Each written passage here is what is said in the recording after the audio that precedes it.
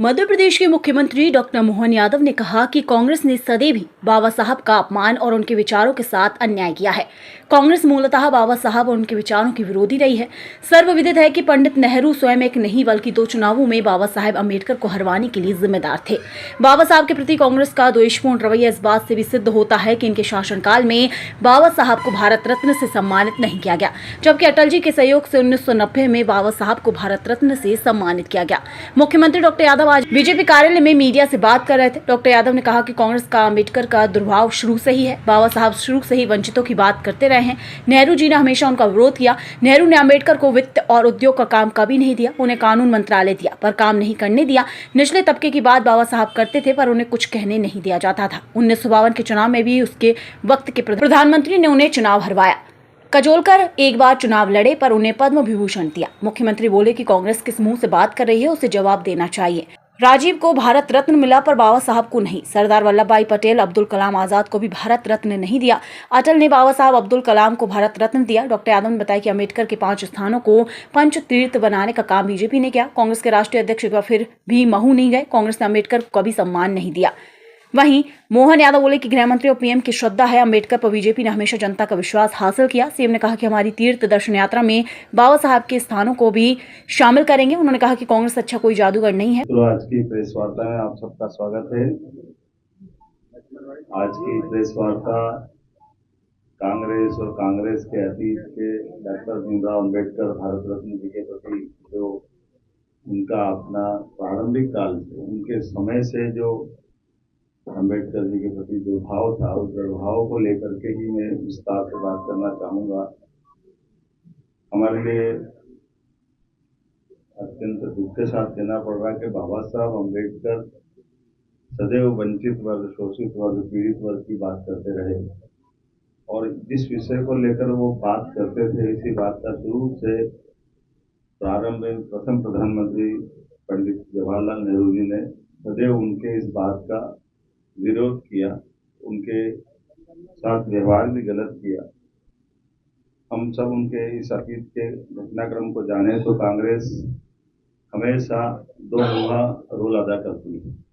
आज वोट की खातिर अम्बेडकर जी की बात कर रही है, लेकिन अम्बेडकर जी के प्रति कांग्रेस ने क्या क्या किया, कुछ बानगी बताना चाहूंगा। जवाहरलाल नेहरू जी ने उनको जो स्वयं अम्बेडकर जी ने इस बात को कोट भी किया है कि मैं मूल रूप से वित्त का और उद्योग के बारे में जानकार था, लेकिन उनको न तो उद्योग का काम दिया न वित्त का काम दिया।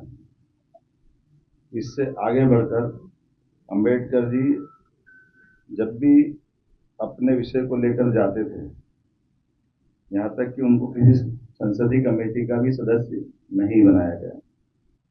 उन्हें कानून मंत्रालय तो दिया है, लेकिन उसमें भी ईमानदारी से काम नहीं करने दिया। हिंदू कोड बिल जब भी उनने बात करने की बात कही तो उनके स्वयं के शब्दों में जो उनने लिख करके भी दिया है, उन्होंने अपने कहा कि उसमें केवल धर्म विशेष के मुस्लिम बंधुओं की बात करते थे, हिंदुओं की, एससी की, एसटी की, जो वो विस्तार से उनके हक की बात करना चाहते थे, कांग्रेस ने उसको तवज्जो नहीं दी। जो उन्होंने अपनी पुस्तक में भी कोट किया है कि ये केवल एक ही वर्ग को संतुष्टि करने से बात नहीं बनेगी। इसी प्रकार से धारा 370 पाकिस्तान का बनना, इन सारी बातों को बाबा साहब ने पसंद नहीं किया था, लेकिन हम सब जानते हैं कि ये किसकी इच्छा से हुआ है।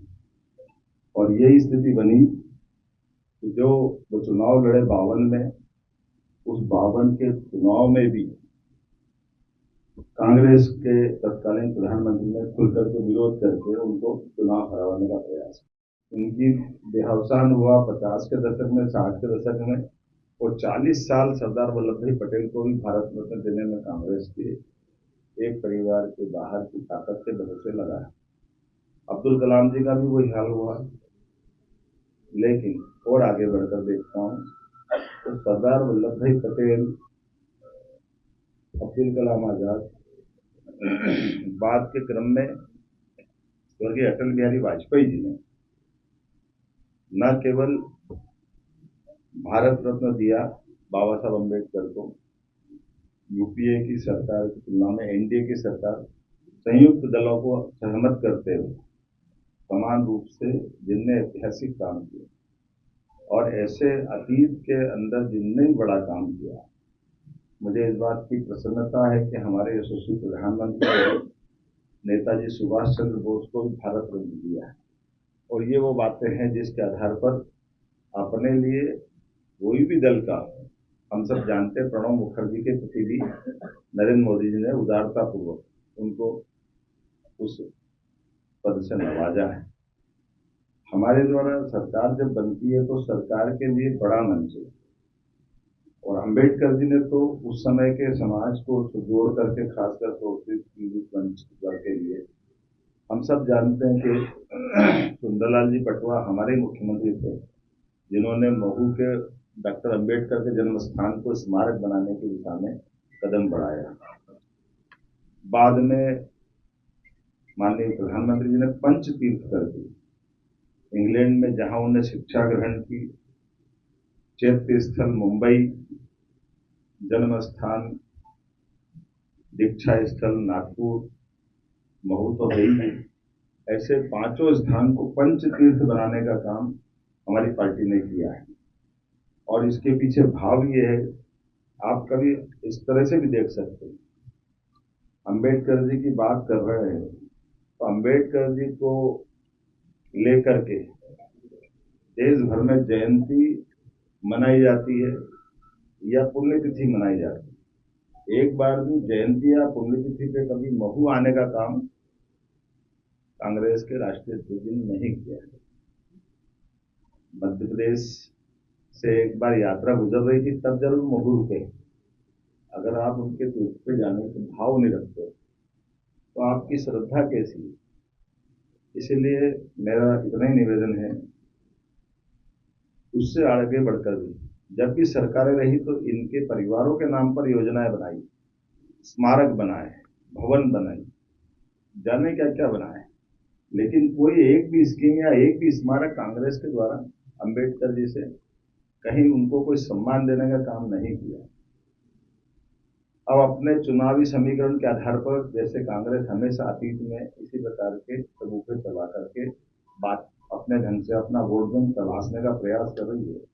देश की जनता समझदार है, देश की जनता को बेवकूफ नहीं बनाया जा सकता। मैं उम्मीद करता हूं कि कांग्रेस को अपने अतीत के इस पूरे घटनाक्रम पर माफी मांगना चाहिए और अम्बेडकर जी के प्रति सम्मान प्रकट करते हुए ऐसा कोई उनके द्वारा कदम किया जाना चाहिए जो वास्तव में लगे।